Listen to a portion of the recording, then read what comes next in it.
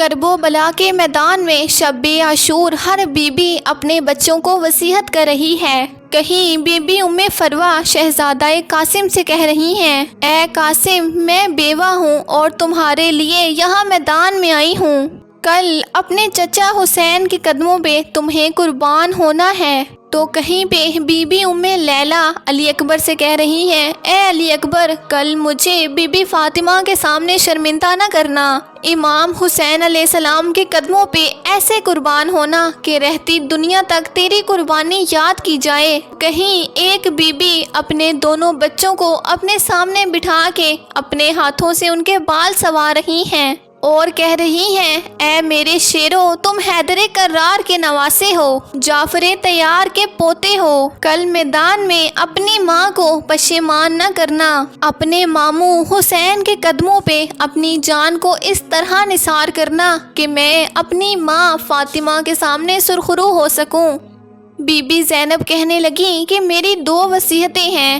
پہلی یہ کہ اگر ہو سکے تو امام حسین کے دشمن عمر بن سعد کو قتل کرنا، اور دوسری یہ کہ اگر لڑتے لڑتے نہر فرات تک پہنچے تو وہاں سے پانی نہ پینا۔ 10 محرم کا سورج نکلا، ہر ایک شہید امام حسین کے قدموں پہ قربان ہو رہا تھا۔ جب سب کی لاشیں آنے لگیں تو بی بی زینب نے دیکھا کہ میرے بچوں کی لاش ابھی تک نہیں آئی۔ آپ نے اون و محمد کو بلایا اور کہا، اے اون، محمد ابھی تک زندہ ہو؟ دونوں نے دستے ادب کو جوڑ کے کہا، اے میری ماں، ہم بار بار ماموں حسین کے پاس جاتے ہیں لیکن انہوں نے ابھی تک ہمیں جنگ میں جانے کی اجازت نہ دی۔ بی بی زینب نے مولا عباس کو آواز دی اور ان سے فرمایا، اے عباس، میرے بھائی حسین سے کہو کہ میرے حق کا واسطہ میرے ان 2 شہزادوں کو اپنے پاؤں پہ قربان ہونے کی اجازت دیں۔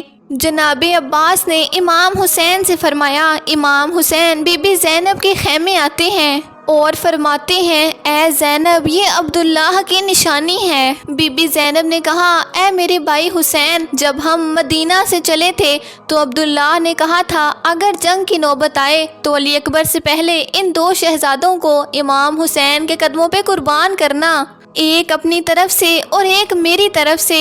اے میرے بھائی حسین، میرے بچوں کی قربانی قبول کرو۔ امام حسین نے دونوں شہزادوں کے سر چومے، ایک کو گھوڑے پہ حضرت عباس نے سوار کیا، دوسرے کو امام حسین نے سوار کیا۔ دونوں شہزادے شیر کی طرح آئے، شیر کی طرح وار کیا، میدان کانپنے لگا۔ آپ دونوں عمر بن سعد کے قریب جا رہے تھے۔ جب بہت زیادہ قریب پہنچنے لگے تو عمر بن سعد نے کہا، سب مل کے حملہ کرو، کہیں ایسا نہ ہو کہ یہ واقعی میرے قریب پہنچ جائیں۔ بس 2 شہزادے اور ہزاروں کی فوج نے مل کے حملہ کیا۔ ایک بچے کے سر پہ تلوار لگی، دوسرے بچے کے سر پہ غرز لگا۔ دونوں گھوڑے کی زی سے زمین پہ آئے، ایک وہیں شہید ہو گیا، دوسرا کہنے لگا، اے میرے ماموں حسین، ہم گھوڑوں سے گر چکے ہیں، ہماری مدد کیجیے۔